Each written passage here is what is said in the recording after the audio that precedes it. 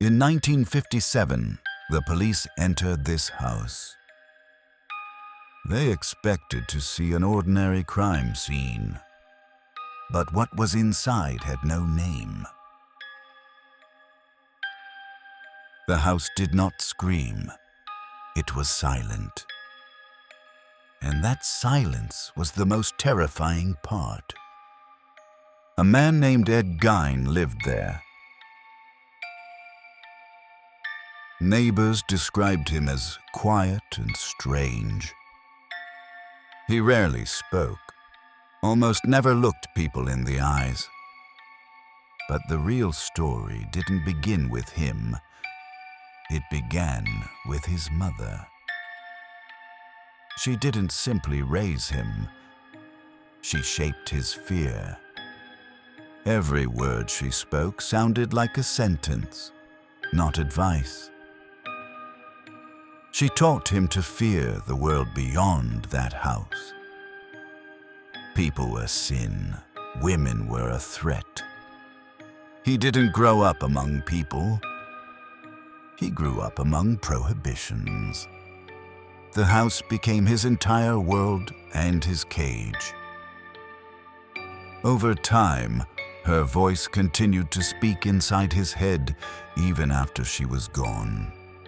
When his mother died, the house didn't become quieter. It became empty. After her death, Ed Gein began walking at night. He told neighbors he was looking for parts for the house. He wasn't looking for people. He was looking for bodies, already dead. The cemetery became his workplace. Silent, without witnesses. He brought what he found home and closed the doors. What happened next was not meant for the living. Ed didn't feel guilt. He felt process. Over time, the dead were no longer enough. He began to choose, slowly, carefully. He approached like an ordinary man, and that was the most frightening part. When women disappeared, the town blamed coincidence. This wasn't a rumor, it was a crime. Ed's name surfaced quietly, too quietly. He lived nearby, spoke politely, looked at the floor. When the police went to his house, they expected nothing unusual. They were wrong. The door opened. The smell came first. They stepped inside and understood. This wasn't just a house. It was a place where fear had lived for years. At first, the disappearances didn't seem suspicious. A small town was used to losing people. Slowly, one by one. But they vanished without leaving, without a trace. 1954, Mary Hogan, a bar owner, disappeared. The last person to see her alive was Ed Gein. Her body was never found. Ed later claimed she had left town. A bar, closing time, an empty road, and a man who looked harmless. He didn't rush. He waited until everything became quiet. No one heard a scream. Because there was almost none, he acted quickly, without emotion, as if repeating a familiar ritual. The house was waiting. It always was. Inside, there was no panic, only preparation. He didn't see a person. He saw a form.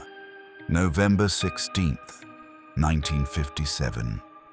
A hardware store in Plainfield. Bernice Warden was alone.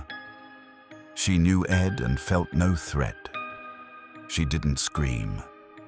She didn't even have time to understand. When the police found her disappearance suspicious, they went straight to Ed's house. They thought they were looking for a killer. In reality, they were entering a nightmare. What they saw was impossible to comprehend. Bernice Warden was there. Inside the house, they found more objects, furniture, decorations, made from things they should never have been made from. This was not a crime of rage. It was prepared. Ed Gein did not resist. He simply went with them. During interrogation, he spoke calmly, casually. He confessed to 2 murders, no more. The rest, he said, he took from graves, quietly, at night. He was declared legally insane. He died in 1984, in silence, and never returned to that house again. But his story did not die. It became films, legends, and a fear we choose to watch willingly.